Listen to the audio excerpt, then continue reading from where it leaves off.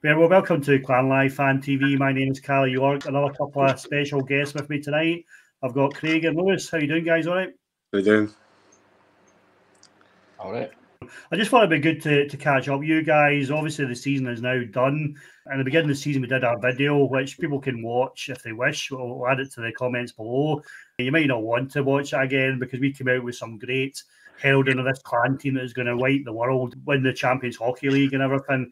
And it didn't really work out that way, guys, at the end of the day. So what I think the best way of doing this is take a timeline throughout the season.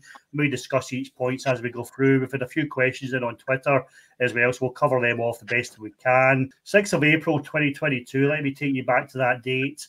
And that's when Malcolm Cameron was confirmed as a second-year stint at the Glasgow Clan. And how do we feel at that point? Obviously, the season before, we fell short at the end at Cardiff, a couple of games in the playoffs, which again, I think the guys couldn't have given any more. Cameron was coming back. It looked like we've got some continuity going. Lewis, what was your thoughts on that at that point in time? Yeah, I mean, like you said, you mentioned the video we made at the beginning of the season. It was full of optimism. It was, it was exciting, having a bit of continuity.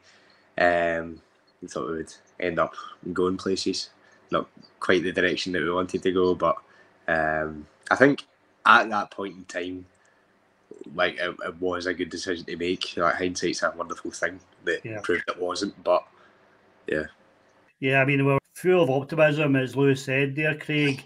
We had our first signing on the 3rd of June, it was Dunbar came in, which was the first signing, which looked great. And that was followed up with quite a number of consecutive signings. We had on the 26th of June, we had our Super Sunday with Clan.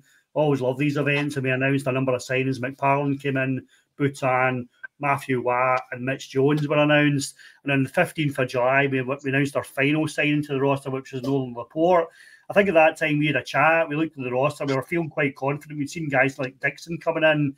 At that time, I think we were ready to take over the world. I mean, looking back to the video we did at the beginning of the season, Craig, we were obviously optimistic about that. I take it in hindsight, what's your thoughts now?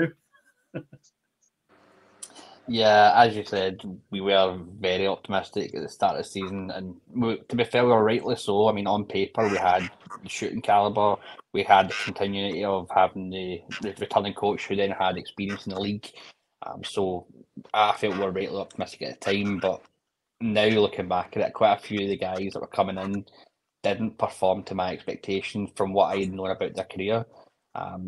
Dixon is a player coach, really good, really good guy in that, but he's a lot slower than he was with Cardiff.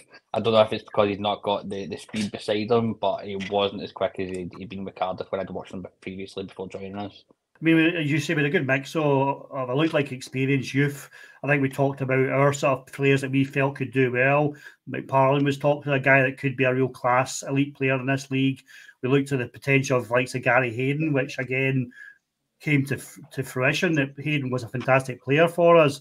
I'll take you back to the 9th of September, first game of the season. It was a Challenge Cup game at Braehead. We faced off against the Fife Flyers.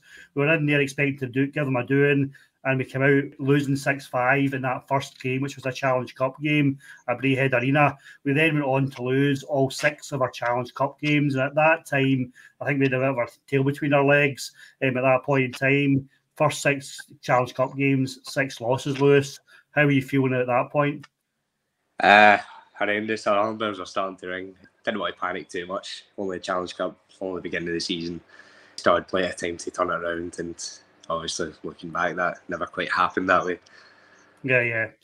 I know, Craig, at the time when we talked in the video at the beginning of the season, we had some concerns around our goaltending. We had a couple of younger guys, maybe inexperienced guys.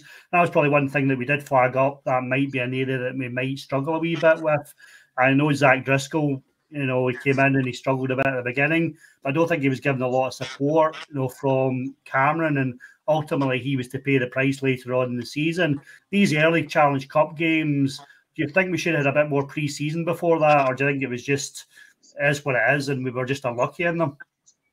Definitely. We need pre-season so the guys can start to gel. I mean, practice is one thing, but you learn how to play together by actually getting the games in, get a bit of competition. So we definitely need to have a bit more of pre-season, definitely there. I mean, like you're saying, we had the 6 Challenge Cup games where we lost all 6 in the bounce. At least people like Lewis can drink at those games and drown his sorrows. Yeah. I didn't have the option of having a kid in the car to drive, so but we'll learn from the hard times, and hopefully Clan will learn from the hard times as well, and they'll start doing a bit more pre-season like they used to do with bringing in like the German teams used to bring over, and that was a really good experience as well. As a fan watching, might get beat, but at least you get to watch some entertainment. Yeah. So you agree with that, Lewis? Pre-season, we never really had much. I think we went up to Fife and we actually beat Fife, and we looked great at that particular game, our first game of pre-season game of the season. Do you think that hindered us a wee bit by not having a pre-season? Absolutely. So the first Cameron season, we had the game against Solway, and I feel like that was crucial just in terms of bringing the guys together in a competitive game. And fair play to Solway, they held up well. But yeah, I definitely think we need to be bringing back the pre-season games against a lot harder competition. Like we've played the German teams in the past. What I would love to see is, obviously I know financially it hasn't been viable in the past, but going abroad and maybe playing a tour against teams, I think that would be a great experience for fans and the players as well. Yeah, it might be an opportunity because we'll come on to a wee bit later, but obviously we've got potential new owners coming in. We're just waiting on that deal being signed off. But with all our investment comes maybe opportunities to invest in things like pre-season, a wee bit more so, as well as the squad and infrastructure in the arena. But we'll come on to that. First league game of the season actually was at this game. We travelled to Guildford. I mean, we narrowly lost 2-1. I think it was a bad line change down in Guildford with our first league game of the season, and we lost 2-1. But even then, we were feeling pretty good about ourselves. But then we just continued to lose game after game after game. And at one point, on the 25th of September, Malcolm Cameron decided to try and bring in some reinforcements. So he signed Dyson Stevenson. So Stevenson made a return. I think we'd lost that night, maybe in Manchester. Then there was an announcement that night, quite soon after the game, to say Dyson Stevenson was returning to the Clan. What was your initial thought, Lewis, when you saw Dyson coming back to the Clan? That was brilliant. Dyson was one of our only sort of leadership figures last season, and to have him come back at such a crucial turning point in our season, where it was essentially make or break how we rounded out the season, it was definitely a great choice and a great decision at the time, and it proved to be that throughout the remainder of the season without Cameron. What were your thoughts, Craig? Did you think Dyson could come in and make an impact? Yeah, to be fair with Dyson, you see he literally plays out his skin every single game. He plays with heart, passion, and you literally see him throwing himself in front of the puck to stop it from getting goal bound, So guys like that we definitely need who are willing to not just obviously go for the goals, but willing to put their body in the line and throw themselves in front of that puck to stop goals from going in. And obviously speak up for the guys as well. We might not have finished the season exactly where we wanted to, but I don't even think we'd have got where we did if it hadn't been for Stevenson.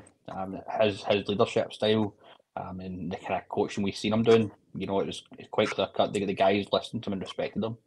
Yeah, as Lewis said, that was to become a turning point really in the season, because we continued to lose games. Thereafter, we actually ended up losing 16 games in a row. On the 29th of September, Clara announced a very controversial signing from Lasse Virta, which was retracted the same day. And that was really, in my opinion, caused quite a lot of turmoil throughout the season, especially off ice. And no doubt, I don't know what happens in the locker room, but I don't think that could have impacted well in the locker room either, because we continued to lose games. On the 30th of September, the following that signing, the next day, Neil Black lodged a statement basically saying that there was a suspension of the coach and GM while an investigation took place. And we then had just a number of things happening with sponsors of the Clan spending their sponsorship. And then a further statement on the 7th of October from Neil Black basically saying that the coach will remain.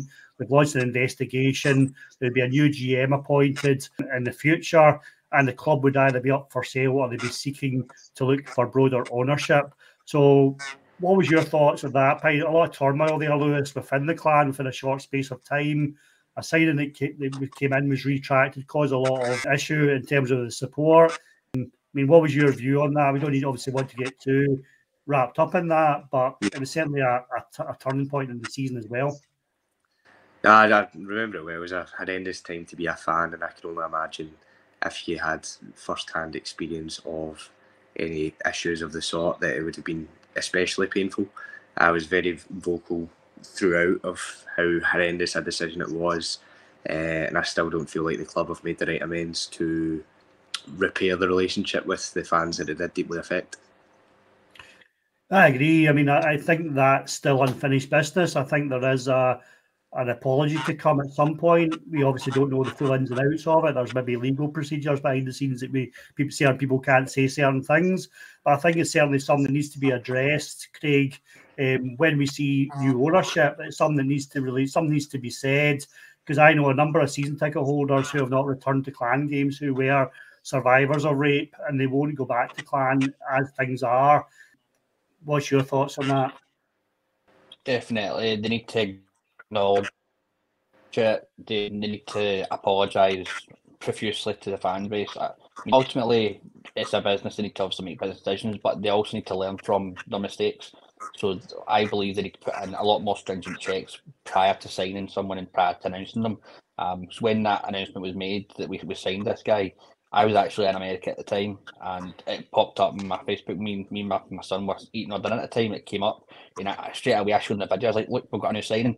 And then I went on to Google, and literally in less than 30 seconds, I found that information. Yeah. It doesn't take rocket science to figure that out, so that should be the basics that are really done before even considering signing somebody. Yeah, I mean, it was certainly a lesson to be learned from the Clan.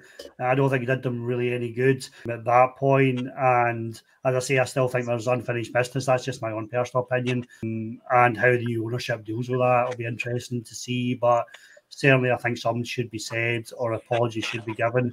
I know there was a brief apology, but I don't think that went far enough, in my opinion.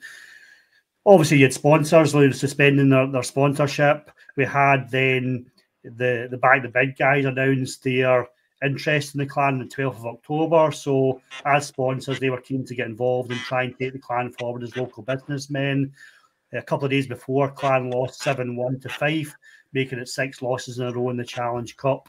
There. At the point in time, obviously, it looked like Malcolm Cameron was in trouble in terms of the actual record of losses. And he signed on the 14th of October. He brought in John Moose to try and sort out the goaltending issue as he probably saw it. I think Driscoll, from memory, was thrown under the bus a bit after that 7-1 loss in Fife, and he actually exited the same day that John Moose was announced. So, John Moose, Craig, what was your thoughts on that signing and how he did for the Clan? Was that a turning point in terms of our goaltending? Was it a bit harsh on Zach Driscoll, or what was your views on it? I mean, it was definitely harsh on Driscoll because after Driscoll's left, he was still getting thrown through under the bus by Cameron. I've actually been keeping track of his career with Indy Fuel, and he's been performing phenomenally. So if he gets the right support and not continues to throw under the bus, he's going to start to perform better, But at the same time, obviously, as a team, we need to be trying to make changes and bringing Muse in.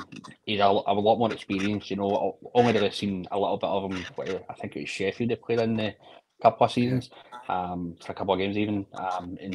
So only seen little of him, but it was good to see that they were making the change to bring in a more tenured professional goalkeeper. But at the same time, to throw a player under the bus, that's not going to do any good for them. If anything, that's going to demoralise them, and they're not going to perform to the standards you want. So, again, another learning point for coaches to come in the future. Yeah, a lot of turmoil around the club again at that time. On the 27th of October, Malcolm Cameron departed the Clan after 16 competitive losses in a row. Stephen Dixon and Dyson Stevens were appointed coach and assistant coach. I think, as I say, at that time, it was a lot of turmoil and a lot happening just in a short space of time. What was your views on Dixon and Stevenson getting the gig? Do you think it was a cheap option, or do you think it was really just having some continuity around the dressing room? I think a bit of both, to be honest. I think the only thing the ownership was caring about was a cheap option, but I definitely think in terms of continuity, it was the right decision as well, and that proved as soon as Cameron was out the door, we got our first one of the season. I think it was Manchester, I could be wrong. Yeah, it was 2 days later.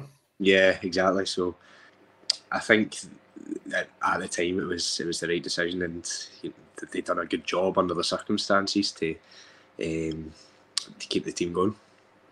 Yeah, I mean, Craig, we had a losing mentality at that time, and we just seemed losing game after game after game.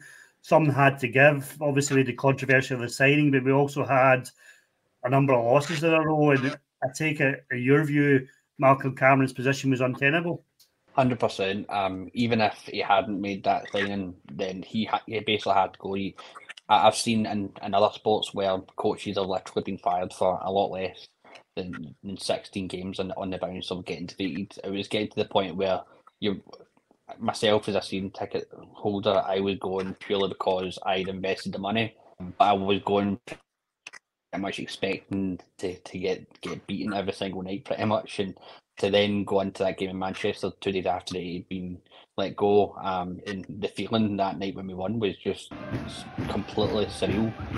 To actually walk out with a smile on the face and enjoy the hockey we were watching it just made me want to go and have a drink, to be honest with you. But obviously we can't be doing that when we're driving. I definitely had a drink that night. That was good to win, and that wasn't all. We then started to see quite a lot of turnaround in players. To Dyson and Dixon were keen to get players in, but we saw Matthew Waugh leave for an opportunity at home on the 6th of December. Then the 20th of December, we saw Nolan Laporte, who just came back from an injury, leaving for a lucrative European offer. Lewis, what were your thoughts on two guys there that were quite important players for the Clan, especially at the time when we're struggling to score goals? What was your thoughts on losing two guys like that? It was disappointing. It was worrying at the time because obviously with the turmoil at the club, it wasn't convincing that we were going to get anybody in to replace the kind of offensive ability that they gave us. Yeah. As for it was disappointing to see them leave the club at such a difficult time. But if they don't want to play for the club, they don't want to play for the club. And as a supporter, I don't want anyone at the club who doesn't want to be here.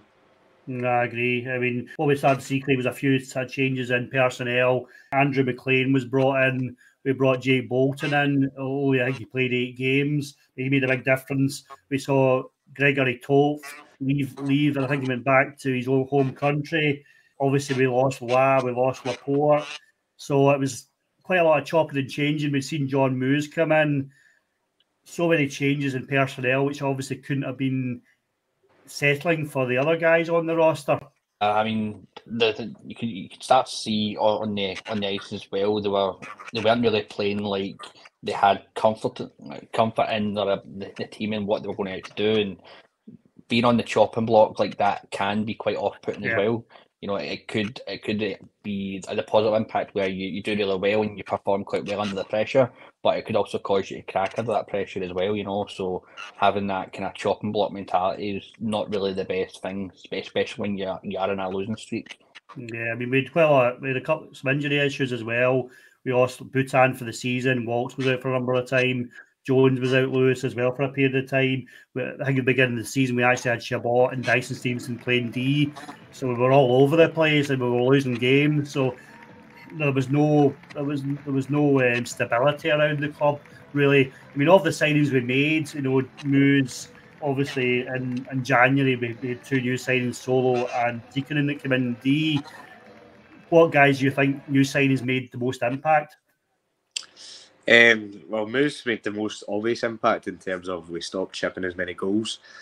In terms of players coming in, it's a difficult point in the season because everybody's already signed up to clubs and there's not a lot of quality in the market, but I definitely think we found some guys who could step up and take the pressure off the team. I think McLean was a brilliant signing, which showed as he won D-Man of the Year at the awards. I'd like to see him back next season, probably. Turn of the year, Craig. I don't want to be all doom and gloom because I know there's a lot of good people at the Clan and they do a lot of good things. I don't want this to be seen as a bashing session where we're reading history as a timeline and all I'm doing is reading the timeline of what happens. I'm not making stuff up. I think it's only fair to Clan to actually say that they did make about an effort around the charity stuff at the beginning of the year. They raised thousands of pounds for the LGBTQ plus charity tie, which is Time for Inclusive Education. and they also raised a massive amount of £26,000 for the Phobia Action for Alex Maitland as well. So credit to the clan. You know, it must have been difficult for the guys behind the scenes, but they had to really turn things around in a positive manner, and I think they did in terms of the fundraising stuff. What's your thoughts? Yeah, I mean, I've always thought Clan have always been really good when it comes to fundraising, especially when it comes to like the impact it's having on one of their own. For example, the Lymphoma Action for our Alex, you know, they were really good at coming round to try and help support her and the charity that was obviously helping her in quite a deal as well. So you want to obviously see the club doing things like that on a regular basis, but to see the impact that they're having on the ice and try to obviously be the business that they are, but at the same time do the good right thing but by everyone else, you know. So it was good to see they were still trying to do that as much as they possibly could. Yeah, I mean, what was your thoughts, Lewis? As I say, it's only fair to give credit where credit's due, and certainly the fundraising stuff that the clan do is probably one of the best in the league, in my opinion. No, absolutely. The fundraising night run about Alex and Lymphoma Action was tremendous, and I just want to congratulate her. Obviously, you've seen on social media that she's now in remission, which is amazing. How hard she's battled through it. But it was good to see the club rallying around her at such a difficult time. Yeah, definitely. Back on to the ice, and we had a retro night, Craig, on the 4th of March, where we defeated the Fife. I don't know about you, but that was probably one of my favourite nights of the year, where we came back as the Braehead Clan. We also had a minute's applause for Al McGourley, who was a well-known fan and a likeable guy around the arena, and his son actually won the 50-50 that night. So for me, that was one of the probably great nights of the season. What was your thoughts on retro night? Yeah, I really enjoyed retro night. It was really good to see all the old Braehead Clan jerseys coming out, hearing all the chants going again. It started to have a bit of the old buzz we used to have prior to the events of this season. Yeah. You know, so it was making going to the hockey enjoyable again.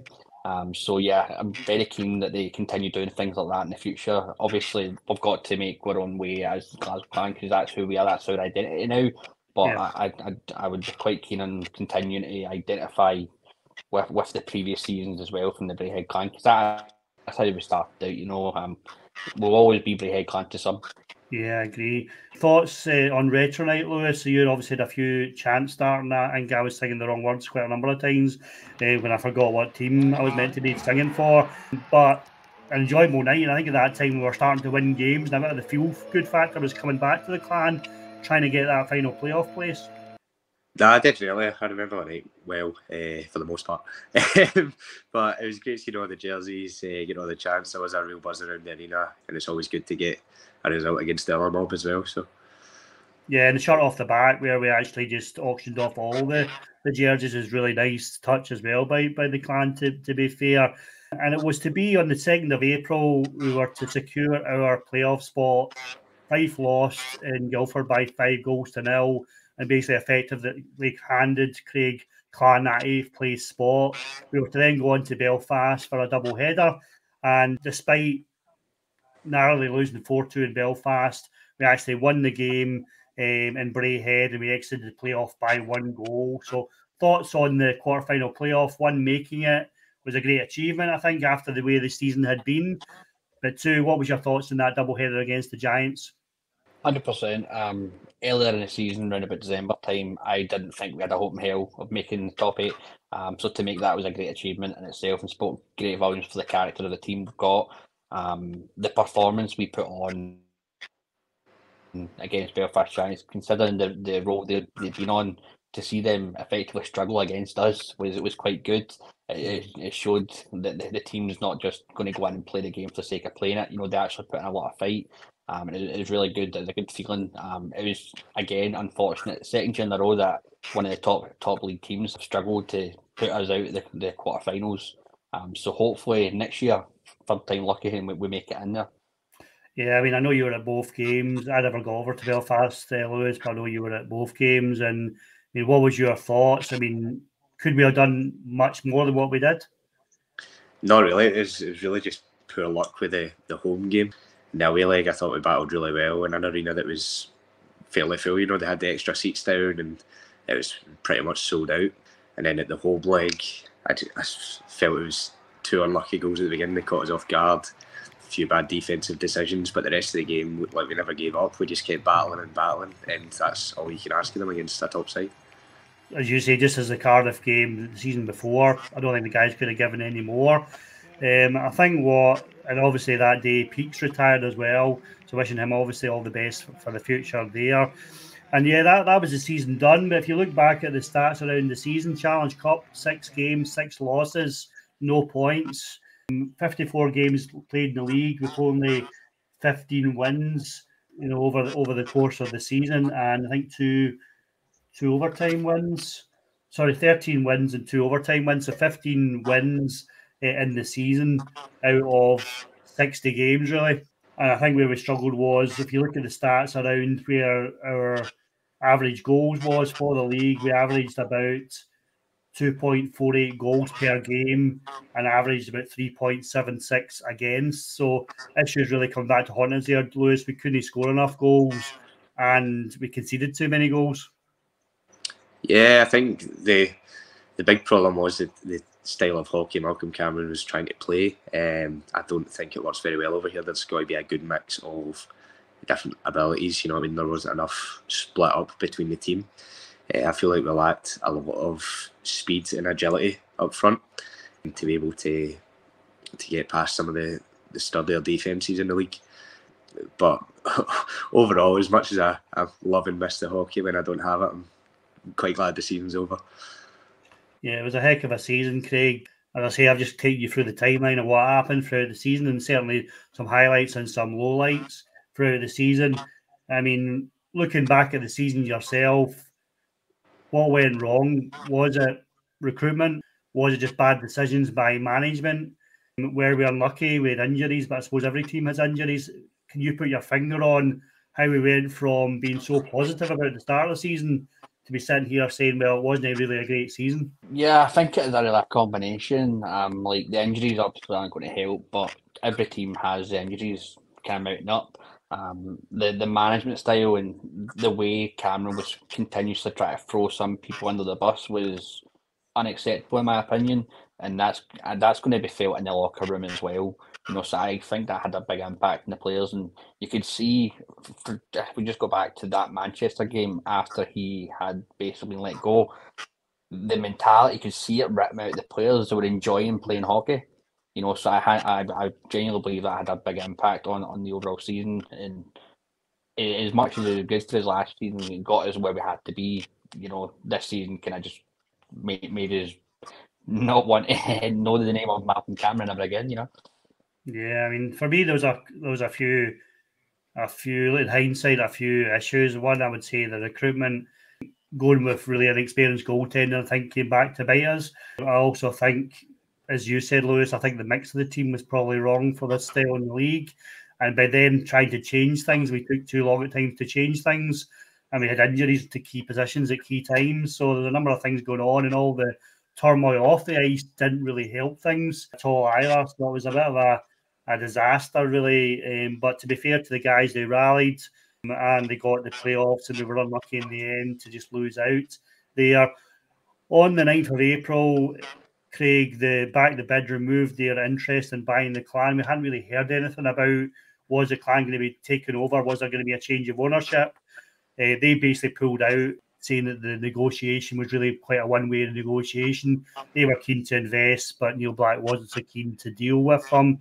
But the 14th of April, we had an announcement from TBL Media being announced as the preferred buyer of the Clan. So what was your thoughts, Craig, on that announcement? Obviously, the deal's still to be done, but Neil Black's basically saying, look, I think I've taken the Clan as far as I can. These guys have the finance, they have the background in sport. What was your thoughts on that? Oh, quite optimistic with the new buyer situation. The situation with Back the Bid, the way that was communicated, I don't blame the guys, John Strangeson, I don't blame them for how that was dealt with, but it would have been better had Neil Black came out and said, look, I've got other interested parties, rather than making all the Clan fans think, are they just going to keep us, or was this kind of ruse to kind of put us off the whole turmoil of the season? But then when the news came out about the potential new owners, they've got quite a lot of sport history. You know, they're involved quite heavily in MMA as well, so that could potentially bring other venue streams to the arena as well. You know, so we could hopefully be seeing something like that in the near future in Braehead. So it could potentially give the clan what they need, give us not only the kind of funding, the capital behind us, but get us more in the limelight for the right reasons rather than all the wrong reasons of this season. Yeah, Lewis, TDL Media, what's your thoughts? Yeah, I was excited. I seen the news come through. I was just heading down to the playoff weekend. Seen the news come through and buzzing. I feel like reading into it from what I see, there will be a lot of resources available to the club that weren't available with previous ownership. So I'm excited to see once the deal's done where it can go. What I'm hoping to see is investment, and we talked earlier on about even simple things like pre-season, more investment around pre-season, more investment in the team on the ice, more investment in the people off the ice. I don't really know too much what goes on behind the scenes of the clan, so was the issue more ownership based rather than below management? Was the issue below the ownership? I think what you hopefully will get with a new ownership is we hopefully get a wee bit more hands-on approach, you know, in terms of, I felt with Neil Black, fair play that he brought an ice hockey team to Glasgow, he supported the ice hockey team, but he seemed very distant from the club. I'd like to see a new ownership have a wee bit more interaction with the fans and more engagement. What do you think, Lewis, in regards to what do you think these guys can do to improve things? Does fan engagement need to improve? What things would you like to see being improved? Fan engagement's a big thing, especially with the PR nightmares that the clan have had this season across the board. I think it is something that we desperately need. I mean, a completely different sport and situation, but you see the impact it's had at Wrexham with their new ownership. These guys are multi-millionaire, very, very famous guys, and the interaction they have with the players in the club, and now they're top of the league, about to get promoted. To see a similar approach at Clan would be amazing, because I feel like the fans deserve that. Yeah, I agree. I mean, Craig, there's no secret. The teams that perform, or businesses that perform well, have an engaged management. They interact with their customers or their fans very well. And it's no surprise as teams like Belfast, who do everything so well, are top of the league. And even teams like Cardiff, can Clan be the next team to actually use that model now that they can hopefully get the investment in and hopefully get the right people in? Can Clan take that forward and challenge at the top of the league or challenge for silverware? There's definitely potential there. I mean, we've got a very varied fan base. You know, the fan base is very passionate about the game, about the sport. You know, so if it's like a two-way street, we've got the club actively working with the fan base as well to help to promote the sport even more and get the team and the players where we want them to be, then there's no reason why we can't be challenging for silverware in the future. You know, obviously we need to have the investment as well, because money buys trophies effectively, you know. But it's not just about the money; it's also about the investment of time that's been put into the club as well. You know, so hopefully we get a lot more of that going forward. Yeah, you would hope, Lewis, with TDL's relationship with sports and the sporting background. I think a big thing is really to get that arena working and bringing revenue in, because you don't want to just throw money at anything. That doesn't work. You want to have a sustainable business. Could we see the arena being used for more events, snooker, you know, darts, with these guys' contacts? Is that something they could make a difference with? Yeah, possibly. Obviously, the new ownership deal did include the arena lease, so if it generates revenue into the club, as a fan, I'm happy for those options to be looked into, and yeah, just anything to get investment into the club's a good thing. Yeah, no, I agree.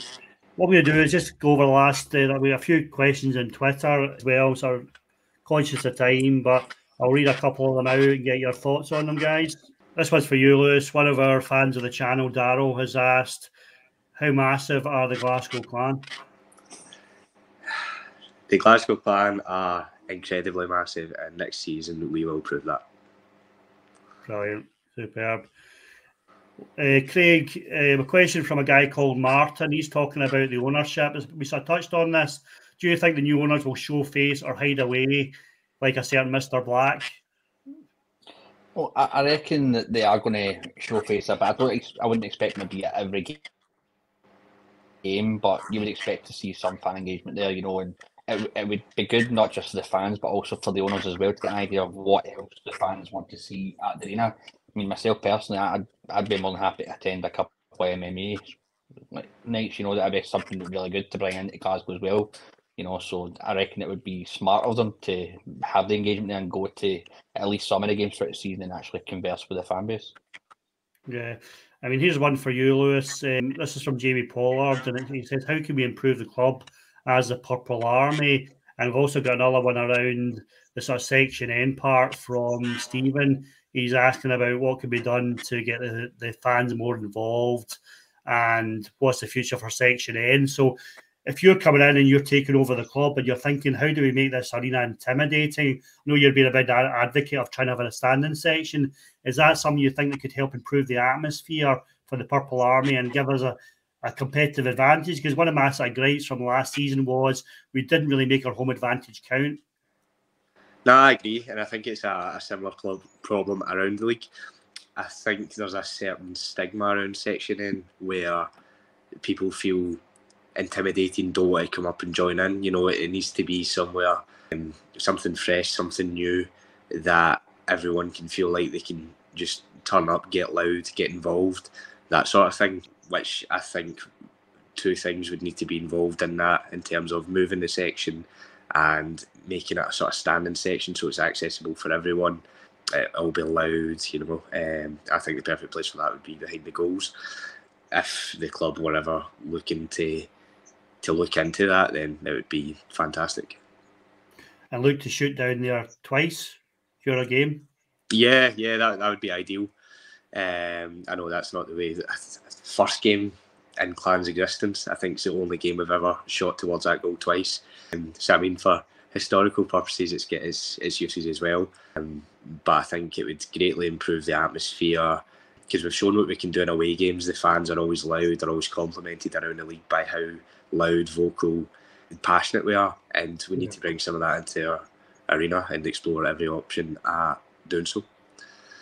Here's a question for you, Craig. This is from Nitram. As a new owner going to introduce a family season ticket, as a family of four, two little ones aged 8 and 4, to buy individually is very costly. So do you think that's something the clan would look at, or do you think they're going to more look at maximising income from seats? It would definitely make sense to have options like that available, especially for their own families, like families of four in that as well. I mean, I've only got me and Adam to pay for, and I feel that the cost of it sometimes as well, so I can just imagine how difficult it is for a family of four as well, especially when you think about the overall cost of not just the games, but then the feeding, the travel, accommodation, all the merch and stuff like that. It all adds up, you know. So you'd like to think that they will look at something like that, because there is other teams out there that do that, like Dundee. They've got a family season ticket, which from my understanding, I've known a few Dundee fans. They've all taken advantage of that family season ticket, and every single one of them have all said to me that they probably wouldn't, had it not been the option of having them bundled together rather than having to like purchase them all individually. Yeah, anything we can do, obviously, cost of living crisis at the moment is a struggle for everybody, really. And anything that I think we can do to help get more fans along, obviously, we need to be aware that it's a business and they're trying to make money to be the best team on the ice. But anything we can do to try and help families and any supporters to get along, it's all the better. One for you, Lewis, from Muriel Reffin. How do we make game night intervals more fun? I need more games back on the ice. So you up for some games on the ice? You know, I've done it in Belfast a few times and always came away with a concussion. So, but no, I think it's great entertainment. I think it would be, at the end of the day, it's entertaining. It would get the fans involved, and I think it's an option they should look into again. It was always fun when we did it in Rayhead Arena in the past, and I know Jerry would probably be keen to bring it back as well. Definitely, no, it's always good fun. Bathtub Racing for me was one of the better ones. Craig, Max Essen says, what players would you want to see back next year? So even just 2 or 3 players that you'd like to see back. If there was 2 or 3 you could bring back, who would you like to see back? Well, I'd like to bring back Hayden. I think everyone would pretty much say the same there. Hayden was one of the top performers there. Had some really good plays as well. Stevenson as well, he showed he's got the heart and the passion to continue throwing his tail in front of that puck, so I'd like to see him come back. If not in a playing role, then hopefully in some form of coaching role as well. So those are the kind of 2 main ones I'd want to have come back from this season. There's a few from previous seasons I wouldn't mind seeing coming back, but they're probably a little bit too out of our reach now. Yeah, what about yourself, Lewis? Players you would like to see coming back? Yeah, similar to Craig, the easy options to pick are Hayden, Stevenson, guys that came in and made a lot of impact. McParland as well, and there's a lot of players from this season that I would be interested to see how they would perform with better quality round about them. Like I think a lot of potential in Dunbar, County, Chabot, especially forward anyway. It would be interesting to see those guys with this players with similar play styles who can gel alongside them. And then at the back, big Kevin Massey, I think he's been tremendous this season. Yeah, no, I agree. I never like to say who you wouldn't want to come back because I don't think that's really fair on the guys. I think they were all under difficult circumstances this season as well. And we saw, as you say, when Malcolm Cameron was removed, how some of the players just came into were completely different players, just under a new coaching regime. So hopefully we can get a core back there. Just going to end on a final question, try and end on a positive, Lewis. Rod Massey has asked, what's the expectations and hopes that the new ownership of the Clan can look to do once the deal's completed? So what's your thoughts on that, Lewis?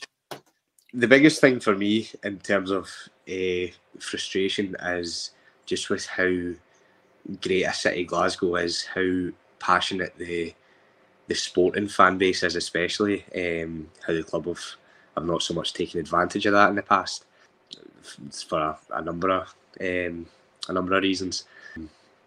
But in terms of it's getting low folk through the door and then investing it properly into the club is the main thing for me, and giving a tremendous fan base something back. Yeah. What about yourself, Craig? Expectations for next season? Some transparency in regards to the ongoings in the club would be nice to have, and just to have a team that you can be proud to say that you support, not to mention the team's name and then get someone saying, oh, I heard about this, to actually say the club's name and then have someone say, oh, they're the team that done this, the really good thing, and rather than focus on the negatives, so I want something like that, hopefully, and hopefully it's that I've always been proud to be a Clan fan. Anyone ever asked me what sport I follow, I straight away dive into ice hockey, start talking about the Clan, and I want to have that passion come back, and it's not really been the same this season. It started to kind of build up towards the end of the season again, but definitely for the mid-season, anyone was asking me about ice hockey, I'm just like, don't ask. Well, that was the season it was, guys. Thank you very much for joining me. As I say, we went through what happened throughout the season. Probably a lot of the season we would want to forget. But hopefully from bad times come good times, and now there's an opportunity for us to move forward. And if we get the new ownership with investment in the club and they learn the lessons from this season, surely it's only onwards and upwards. So thanks very much, Lewis, for coming on tonight. Thank you, Craig, for your time as well when you're down the work break. And I'll catch up with you guys soon. All the best. Cheers, Kelly. Cheers, guys. Bye-bye. That's all from me, Calla York from Clan Live Fan TV. I hope you enjoyed that episode. If you did, please subscribe to the channel, give us a comment on your thoughts about the Clan season. Hopefully much better things to come for the Clan in season 2023-2024. Enjoy the off-season and hopefully catch up with you soon. Take care. Bye-bye.